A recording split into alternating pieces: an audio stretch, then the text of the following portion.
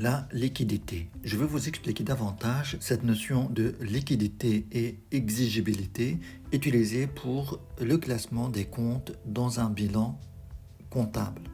Tout d'abord, on va commencer par la liquidité. Vous avez un bilan comptable, actif à gauche, passif à droite. Au niveau de l'actif, on utilise le principe de liquidité pour classer les comptes. On classe les comptes du moins liquide au plus liquide. Les moins liquides se trouvent au début de l'actif et les plus liquides se trouvent en bas de l'actif. Tout d'abord, je vais vous expliquer un petit peu cette notion parce que c'est une notion d'abord économique. Je vais vous expliquer un peu qu'est-ce que ça veut dire la liquidité. Pour vous simplifier un petit peu cette notion, je vais faire une analogie avec quelque chose qui se trouve au niveau des sciences. On va mettre un petit peu de côté ce bilan. On va prendre par exemple 3 matières solides. Vous avez par exemple la glace, des verres et du fer.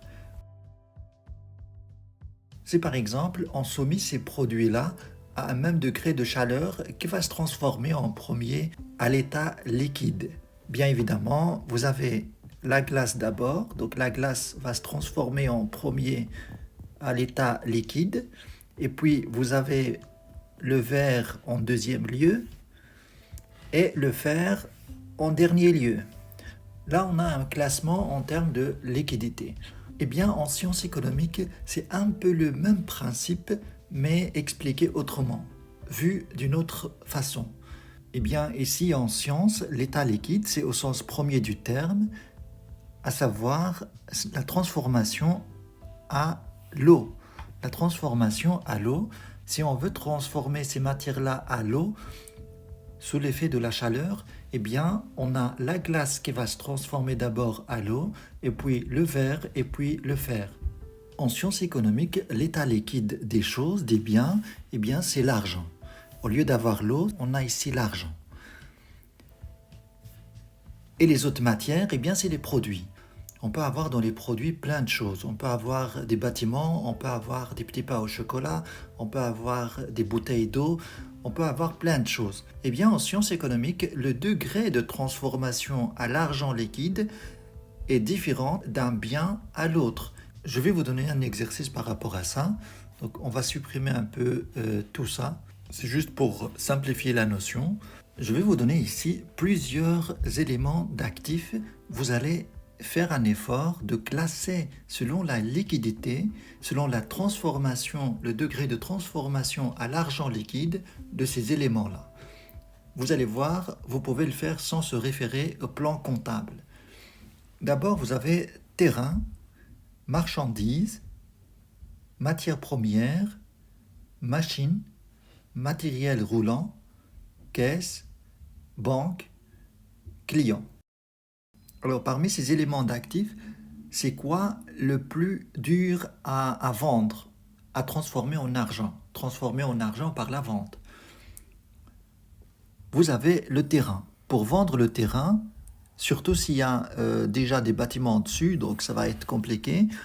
Et puis, pour vendre un terrain, il faut beaucoup de procédures, il faut aller chez le notaire, etc.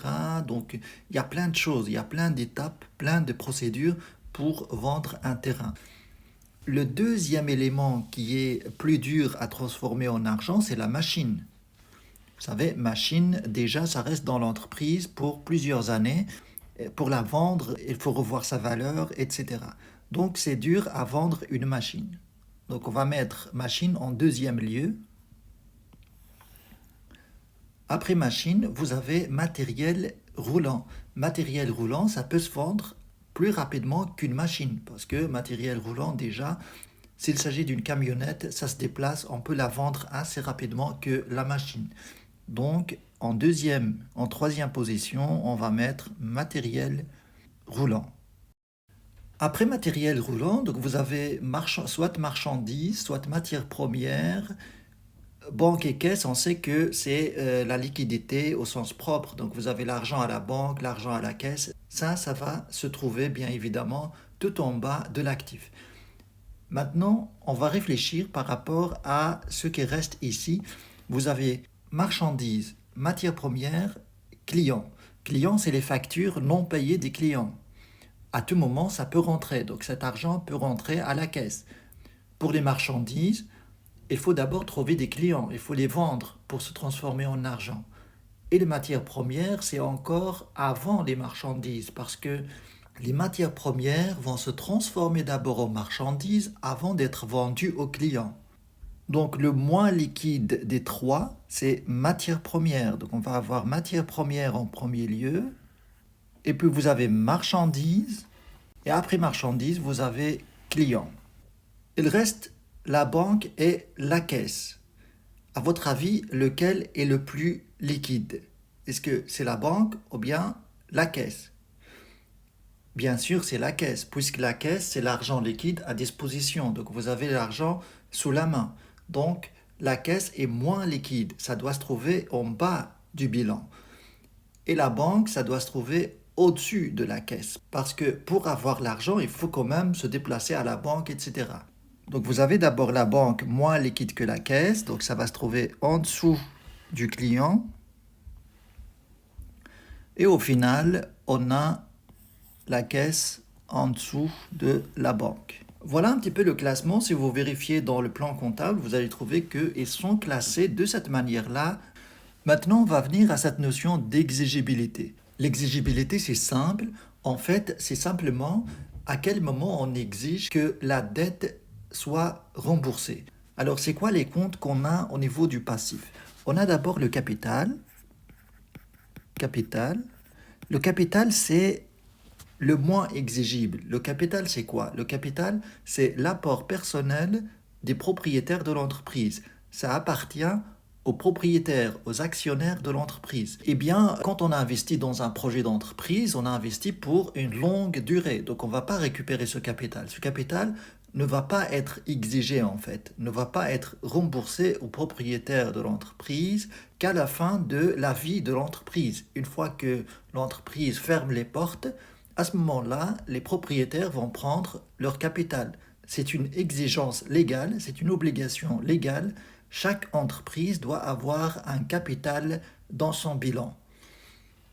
Et puis, on a les dettes. Les dettes, bien sûr, ça peut se rembourser. Et puis, dans ces dettes-là, on va distinguer entre les dettes qui s'étalent sur une longue durée, à plus d'un an, et les dettes à moins d'un an, à un an au plus.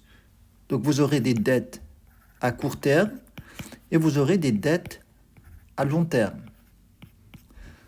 Et le sens de dette ici, c'est tout ce qui est à payer par l'entreprise. En fait, ça peut être des salaires à payer aux employés, ça peut être une taxe à payer à l'État, ça peut être aussi un emprunt à rembourser à la banque. Si cette dette-là dépasse l'année, on va la trouver ici, sous cette catégorie-là. Si cette dette, comme les salaires par exemple, les fournisseurs, les factures qui ne sont pas encore payées des fournisseurs, on va les trouver là, si ça ne dépasse pas l'année. Voilà un petit peu le classement. Donc ici, on a un classement du moins exigible à plus exigible. Voilà globalement comment ça se classe les comptes au niveau de l'actif et du passif.